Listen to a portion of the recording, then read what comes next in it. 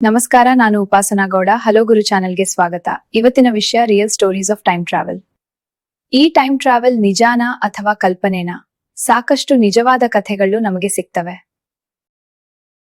ಸರ್ಜೆ ಕ್ರಿಕಾಲೆವ್ ಅಂತರಿಕ್ಷದಲ್ಲಿ ಭೂಮಿಗಿಂತ ಹೆಚ್ಚು ದಿನ ಉಳಿದು ಕಾರ್ಯನಿರ್ವಹಿಸಿದನು. ಭೂಮಿಯ ಸಮಯಕ್ಕಿಂತ ಅವನಿಗೆ ಸಮಯ ಸ್ವಲ್ಪ ನಿಧಾನವಾಗಿ ಸಾಗಿತು. ಅಂತರಿಕ್ಷದಲ್ಲಿ ಹಿಂತಿರುಗಿದಾಗ ಭೂಮಿಯಲ್ಲಿ ಸಮಯ ಮುಂದೆ ಹೋಗಿದ್ದಂತೆ ಅನುಭವವಾಯಿತು ಅವನಿಗೆ. ವಿಜ್ಞಾನ ಇದನ್ನೇ ಸಾಪೇಕ್ಷತೆಯ ಆಧಾರದ ಟೈಮ್ ಟ್ರಾವೆಲ್ ಅಂತ ಒಪ್ಪುತ್ತದೆ.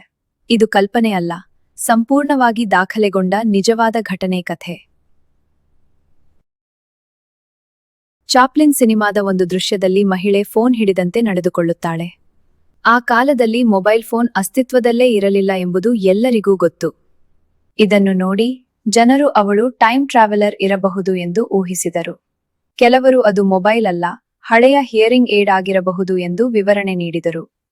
ಈ ದೃಶ್ಯದ ನಿಜವಾದ ಅರ್ಥ ಏನು ಎಂಬುದು ಇಂದಿಗೂ ಸ್ಪಷ್ಟವಾಗಿಲ್ಲ.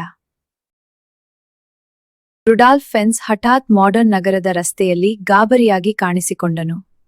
ಅವನ ಬಟ್ಟೆ, ನಾಣ್ಯ, ವಸ್ತುಗಳು ಎಲ್ಲವೂ ಹಳೆಯ ಕಾಲದವು ಎಂದು ಕಂಡುಬಂದವು. ಅಚಾನಕ್ ಅಪಘಾತದಲ್ಲಿ ಸತ್ತನು.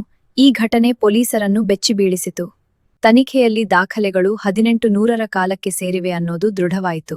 ಈ ಘಟನೆ ವಿಶ್ವದ ಪ್ರಸಿದ್ಧ ಟೈಮ್ ಸ್ಲಿಪ್ ಕಥೆಯಾಗಿ ಚರ್ಚೆಯಾಯಿತು.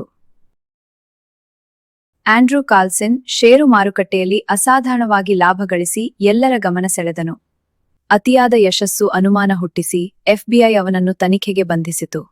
ಅವನು ತನ್ನ ಲಾಭದ ರಹಸ್ಯವಾಗಿ ಭವಿಷ್ಯ ಗೊತ್ತಿದೆ ಎಂದು ಹೇಳಿಕೊಂಡನು. ಸ್ಪಷ್ಟ ಸಾಕ್ಷ್ಯಗಳು ಕಡಿಮೆ ಇದ್ದರೂ ಈ ಕಥೆ ಇಂಟರ್ನೆಟ್ನಲ್ಲಿ ವೇಗವಾಗಿ ವೈರಲ್ ಆಯಿತು. ಜನರು ಇದನ್ನು ಟೈಮ್ ಟ್ರಾವೆಲ್ ಕಥೆಯೋ ಅಥವಾ ವಂಚನೆಯೋ ಎಂದು ಇನ್ನೂ ಚರ್ಚಿಸುತ್ತಿದ್ದಾರೆ. ಜಾನ್ ಟೈಟರ್ 2000ರಲ್ಲಿ ಇಂಟರ್ನೆಟ್ ಫೋರಂಗಳಲ್ಲಿ ಟೈಮ್ ಟ್ರಾವೆಲರ್ ಎಂದು ಪರಿಚಯಿಸಿಕೊಂಡು ಪೋಸ್ಟ್ ಮಾಡುತ್ತಿದ್ದ. ತಾನು 2036ರಿಂದ ಬಂದೇನೆಂದು ಹೇಳಿ ಭವಿಷ್ಯದ ಯುದ್ಧಗಳ ಬಗ್ಗೆ ಮಾತನಾಡಿದನು.